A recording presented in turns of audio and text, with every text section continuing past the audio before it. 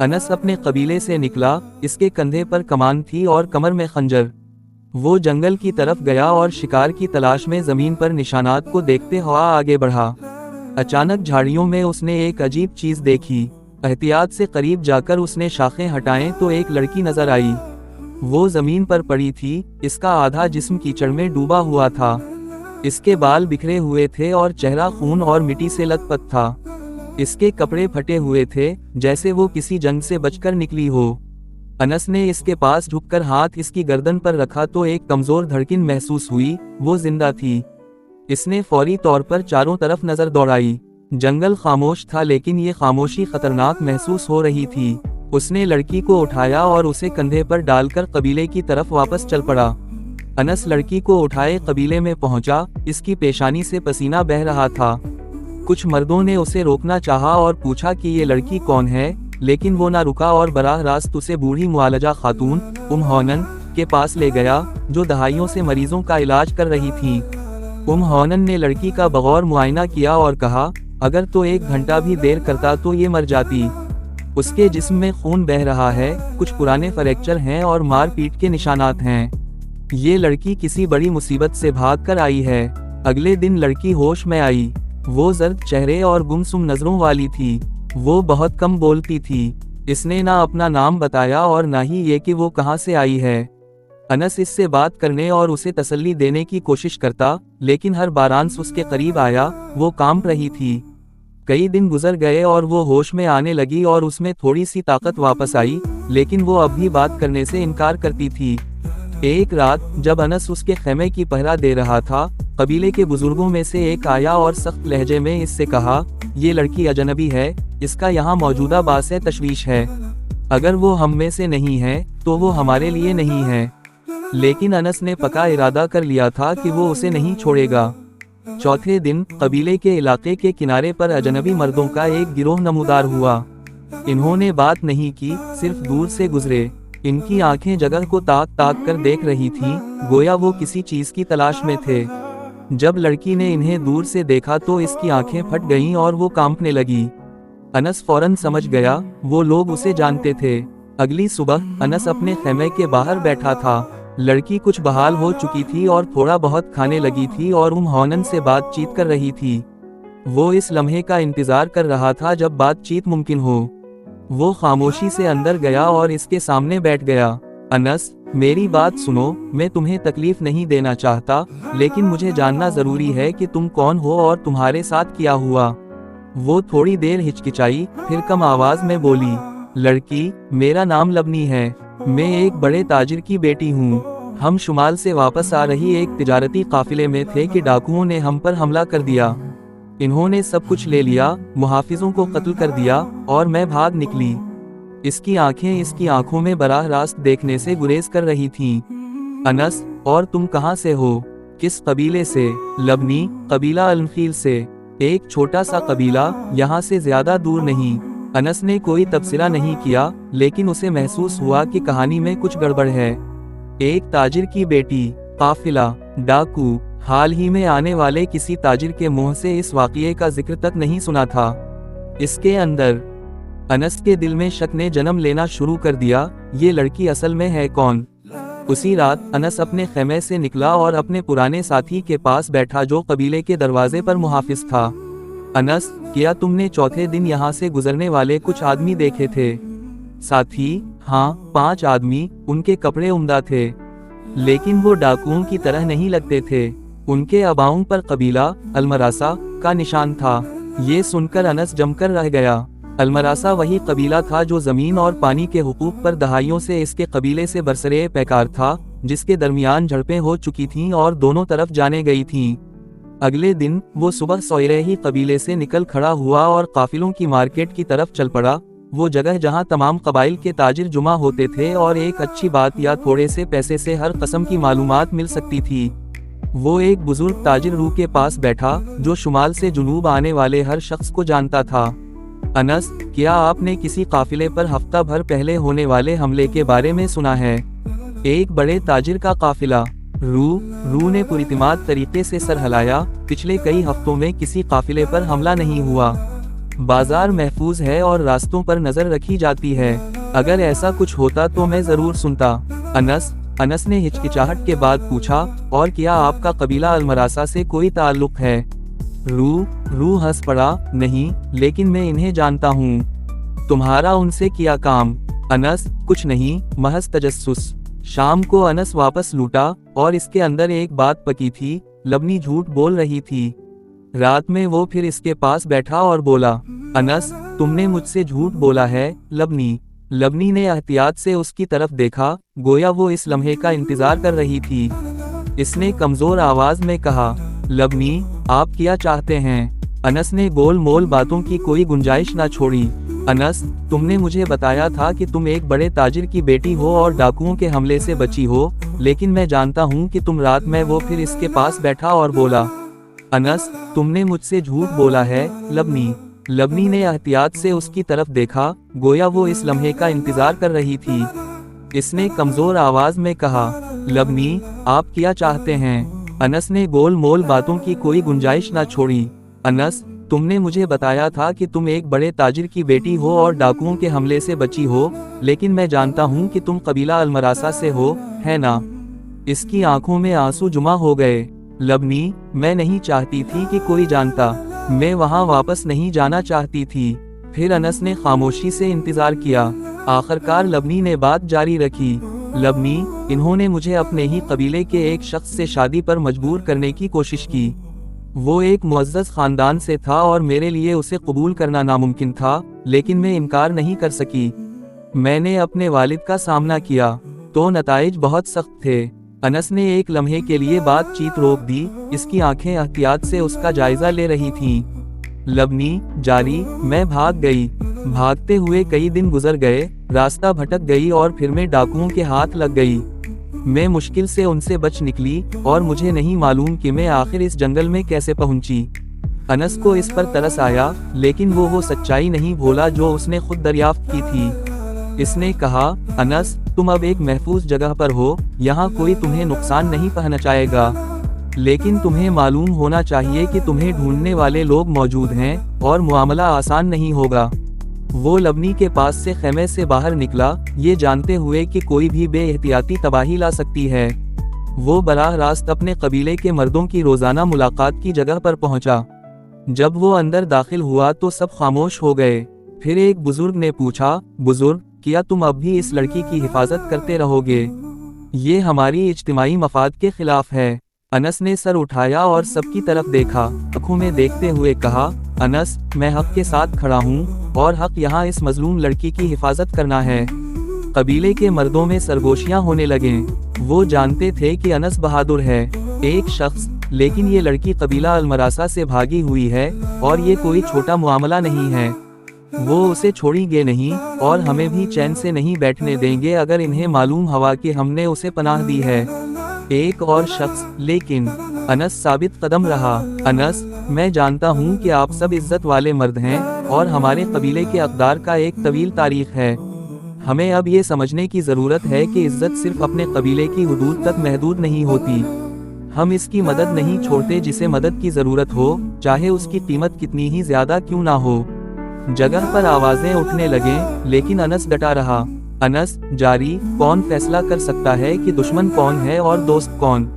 کیا ہم لوگوں کو صرف اس بنیاد پر پرکھیں گے کہ وہ کس قبیلے سے تعلق رکھتے ہیں، یا ہم یہ انتخاب کریں گے کہ باعزت مرد بنے اور ہر قیمت پر مظلوم کے ساتھ کھڑے ہوں، چاہے نتائج کچھ بھی ہوں؟ ایک لمحے کی خاموشی چھا گئی۔ پھر قبیلے کا ایک بوڑھا بزرگ، جو انس کو بچپن سے جانتا تھا، کھڑا ہوا اور کہا، بزرگ، انس نے جو کہا وہ سچ ہے۔ ہمیں ان تمام تنازعات سے بالاتر ہونا چاہیے۔ اگر یہ لڑکی واقعی مظلوم ہے، تو ہمارا فرض ہے کہ ہم اس کی حفاظت کریں۔ کچھ مرد قائل ہونے لگے اور آوازیں بدلنے لگیں۔ ایک آواز، اگر یہی صحیح کام ہے تو ہم اس کے ساتھ ہیں۔ دوسری آواز، ہمیں حق کے ساتھ کھڑا ہونا چاہیے، چاہے اس کے نتائج کچھ بھی ہوں۔ اسی لمحے قبیلہ المراسہ کا ایک قاصد پہنچا۔ اس نے سب کے سامنے میز پر ایک خط ڈالا اور کہا، قاصد، المراسہ لڑکی کو واپس مانگ رہے ہیں۔ اگر ہم نے اسے نہ دیا تو کچھ مرد قائل ہونے لگے اور آوازیں بدلنے لگیں۔ ایک آواز، اگر یہی صحیح کام ہے تو ہم آپ کے ساتھ ہیں۔ दूसरी आवाज, हमें हक के साथ खड़ा होना चाहिए, चाहे इसके नताइज कुछ भी हों। उसी लम्हे कबीला अलमरासा का एक कासद पहुंचा। इसने सबके सामने मेज पर एक खत डाला और कहा, कासद, अलमरासा लड़की को वापस मांग रहे हैं, और अगर तुमने उसे ना दिया तो नताइज बहुत संगीन होंगे। अनस ने, जो मामले को सुलझाने की कोशिश कर रहा था, कहा, अनस, लबनी अगवा शुदा नहीं है, वो खुद हमारे पास पनाह लेने आई है। कासद ने तहकीर से अपनी भूमि चढ़ाएं। कासद, तुम एक ऐसी लड़की के बारे में बात कर रहे हो जो अलमरासा से भागी है, और कहते हो कि वो तुम्हारे पास पनाह लेने आई है। क्या तुम समझते हो कि हम इस बात पर यकीन करेंगे?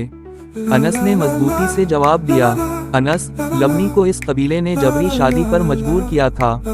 इसे अगवा नहीं किया गया, बल्कि वो तुम्हारे अपने कबीले से भागी थी।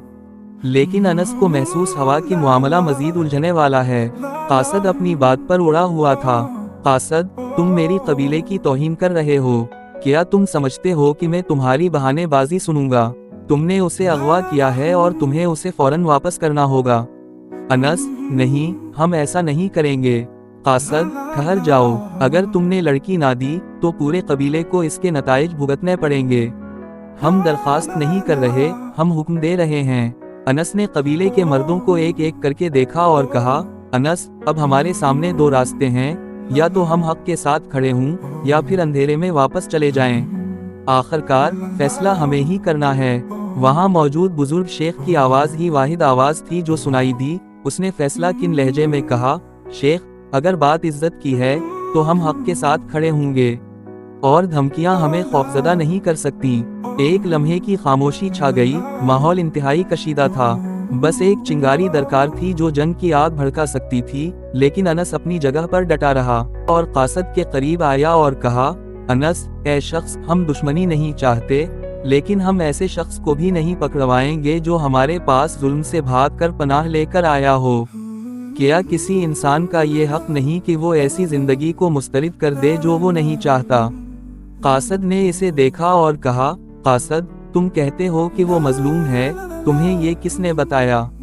वो हमारे एक सरदार की बेटी है, इसके घर वालों ने उसे इज्जत दी, पाला पोसा, और उसके लिए एक मुअज़्ज़ज़ शादी तैयार की थी। अनस ने उसे बात मुकम्मल करने दी, फिर कहा, अनस, मैं तुम्हें वो कुछ बताता हूँ जो मैंने इससे सुना है, अपनी तरफ से नहीं। वो हमारे पास थकी हारी, नीम मुर्दा हालत में आई, इसके कपड़े फटे हुए थे। इसने कहा कि वो इसकी मर्जी के खिलाफ शादी पर मजबूर कर रहे थे। उसने इनकार किया, भाग निकली, रास्ता भटक गई और करीब थी कि डाकुओं के हाथों मारी जाती। अगर तुमने उसे इस हालत में देखा होता जिस हालत में मैंने पाया था, तो तुम समझ जाते कि जो शख्स इस हालत में हो, वो अपने कबीले की नुमाइंदगी नहीं कर रहा होता, बल्कि इससे भाग रहा होता है। कासद पर एक लम्हे के लिए तरद्दुद तारी हुआ, लेकिन इसकी अना और पुरानी दुश्मनी। अनस, जारी, लबनी ने मुझे बताया। क्या तुमने इससे पूछा है? क्या उसने किसी से कहा है कि वो उसे इसके घर वालों के पास वापस ले जाए? नहीं। तो मुझे एक बात कहने दो। आइए हम उसे तुम्हारे सामने छपाई नहीं, आइए हम इससे बात करते हैं, तुम्हारे सामने, मेरे सामने, और दोनों फरीकों के दो दो आदमियों के सामने। अगर वो तुम्हारे साथ वापस जाना चाहती है तो वो इज्जत के साथ जा सकती है, और अगर उसने यहाँ रहने का इंतखाब किया तो तुम बगैर जंग में पड़े वापस जा सकते हो। कासद कुछ देर खामोश रहा, फिर बोला, कासद, मैं ये बात अपने सरदार तक पहुँचाऊंगा, लेकिन अगर साबित हुआ कि तुमने उसे धोखा दिया है या बहकाया है, तो हमारे और तुम्हारे दरमियान सिर्फ तलवार ही बात करेगी। अनस, साबित कदमी से, और अगर साबित हुआ कि तुमने इस पर जुल्म किया है, तो तुम हो जो कबीले के नाम की आड़ में गलती छुपाने की कोशिश कर रहे हो। कासद ने पलटकर अपने घोड़े पर सवार हुआ और रवाना होने से पहले कहा, कासद, रवाना होते हुए मैं जल्द ही जवाब लेकर वापस आऊंगा। और वो चला गया। अनस अपने खेमे के बाहर बैठा, अपने सामने जलती हुई आग में घूर रहा था। वो जिम्मेदारी के बोझ और अपने सर पर टूट पड़ने वाले सवालात को महसूस कर रहा था। क्या उसने सही काम किया? इस फैसले के नताइज कितने संगीन होंगे? अचानक एक लड़का दौड़ता हुआ आया। लड़का, अनस, लबनी गायब हो गई है। अनस फौरन खड़ा हो गया। अनस, किया कब? वो तेजी से खेमे की तरफ भागा। खेमा खाली था, हर चीज इस तरह सलीके से रखी हुई थी जैसे एहतियात से सब कुछ तैयार किया गया हो। जमीन पर उसे एक कागज मिला। इसने उसे खोला। वो लबनी के हाथ की लिखी हुई थी। खत, लबनी, अनस, मुझे मुआफ करना। मैं बगैर अलविदा किए जा रही हूँ। मैं तुम्हें मेरे बाइस मजीद मुसीबत में नहीं डाल सकती। तुमने वो किया जो किसी ने पहले नहीं किया। एक अजनबी होने के बावजूद तुम मेरे साथ खड़े रहे। हालांकि शुरू में मैंने तुमसे झूठ बोला था, फिर भी तुमने मुझ पर यकीन किया। लेकिन मैं नहीं चाहती कि तुम मेरे फैसले की कीमत अदा करो। मैं नहीं चाहती कि खत, लबनी जारी, मेरे बाइस दो कबाइल के दरमियान जंग भड़क उठे। शायद अगर मैं गायब हो जाऊं तो मामला खून खराबे के बगैर खत्म हो जाएगा। शुक्रिया, तुम वाहिद इंसान थे जिसने मुझे एक इंसान की तरह सलूक किया, ना कि सरदार की बेटी या किसी कबीले के तौर पर। मुझे मुआफ करना। अनस कुछ लम्हे खत को थामे खड़ा रहा। इसकी नजरें इस पर जमी हुई थीं। इसके पीछे एक आदमी ने आहिस्ता से पूछा, आदमी, अब क्या करें? क्या हम कबीले को बताएं? लेकिन अनस अच्छी तरह जानता था कि लबनी ज्यादा दूर नहीं गई होगी। और सुबह को अलमरासा का कासद वापस आया।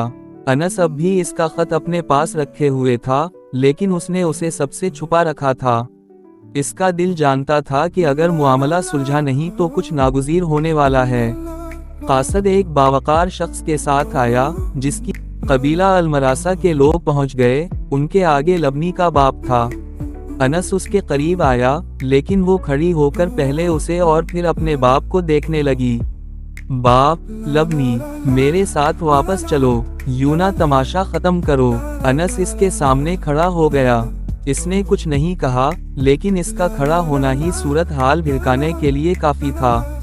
बाप, इससे दूर हो जाओ, तुम ही तो इस सारी बेइज्जती का सबब हो। लेकिन लबनी ने उसकी बात काटी। लबनी, बेइज्जती तो वो है जहां मुझ पर मेरी मर्जी के खिलाफ कोई फैसला थोपा जाए। बेइज्जती ये है कि मेरे अपने घर में मेरी आवाज ना सुनी जाए। इसने मुझे अगवा नहीं किया, बल्कि मुझे बचाया है। उसका बाप उसके करीब आया और कुछ कमजोरी लिए हुए आवाज में बोला, बाप, तुम मेरी बेटी हो, तुम्हें मेरा इनकार करने का हक नहीं है। लबनी, अब्बा जान, मैं आपका इनकार नहीं कर रही, लेकिन मैं अपनी जिंदगी को आपके फैसलों की नजर होने नहीं दे सकती। फिर वो अनस की तरफ मुड़ी और पख्तगी से बोली, लबनी, मैंने इंतखाब कर लिया है। अनस आगे बढ़ा और उसने इसका हाथ पकड़ लिया। उसके बाप ने कुछ नहीं कहा, बल्कि लम्हे भर उसे घूरता रहा। फिर वो अपने आदमियों की तरफ मुड़ा और बोला, बाप, चलो, वापस चलते हैं। अनस और लबनी सूरज निकलते वक्त कबीले वापस आए। अनस कबीले के सरदार और मर्दों के मजमा के सामने खड़ा हुआ और वाज़ेह आवाज में बोला, अनस, उसने अपना फैसला कर लिया है, और मैंने भी। मैं तुम सबके सामने और अल्लाह के सामने लबनी का हाथ मांगता हूँ। ये मंजर कुछ लोगों के लिए हैरान किन था। ये एक जल्दबाजी का फैसला नहीं था, क्योंकि अनस फतह नहीं, बल्कि खौफ और दुश्मनी के एक तवील दूर का खातिमा चाहता था। लेकिन किसी के कुछ कहने से पहले ही पीछे से एक आवाज आई, एक ऐसी आवाज जिसकी किसी ने तवक्को नहीं की थी। आवाज, और मैं कबूल करता हूँ। ये लबनी का बाप थालबना का बाप आदमियों के दरमियान से होता हवा आया और पहले अनस को देखा, फिर अपनी बेटी को। इसकी आंखों में माजी की सख्ती थी, लेकिन इस बाप का एक एहसास नदामत भी था जो समझता था कि वही अपनी बेटी की भलाई जानता है। वो अनस के करीब आया और धीमी आवाज में बोला, बाप, लबनी अपनी माँ की तरह जिद्दी है। काश मैं ये पहले समझ पाता। हम अब यहाँ क्यों खड़े हैं? इसने अनस की तरफ हाथ बढ़ाया। अनस ने हैरान हाजिरीन के दरमियान इसके हाथ को मजबूती से थाम लिया। इस दिन दोनों कबाइल के मर्द जुमा हुए और बरसों की दुश्मनी के बाद मुसाफिहा किया। अनस और लबनी की शादी न सिर्फ दो दिलों का मिलाप थी, बल्कि ये दो दुश्मन कबीलों के दरमियान एक पल और रास्ताबाजी या तकदीर के दिल से जन्म लेने वाली अमन की अलामत बन गई। शादी की रात अनस और लबनी साथ बैठे थे। लबनी ने इससे कहा, लबनी, मैं समझती थी कि जंगल मेरी जिंदगी का इख्तिताम है, लेकिन वो तो इसका आगाज था। انس مسکرایا اور اسے جواب دیا، انس، اور میں شکار کرنے جا رہا تھا، لیکن میں نے اپنی ساری زندگی وہاں پالی۔ راوی، یہاں ہماری کہانی اختتام کو پہنچتی ہے۔ میں امید کرتی ہوں کہ کہانی آپ کو پسند آئی ہوگی۔ ہمارا ساتھ دینے کے لیے ویڈیو کو لائک اور چینل کو سبسکرائب کرنا نہ بھولیں۔ انشاءاللہ اگلی کہانی میں پھر ملیں گے۔ اس وقت تک الوداع۔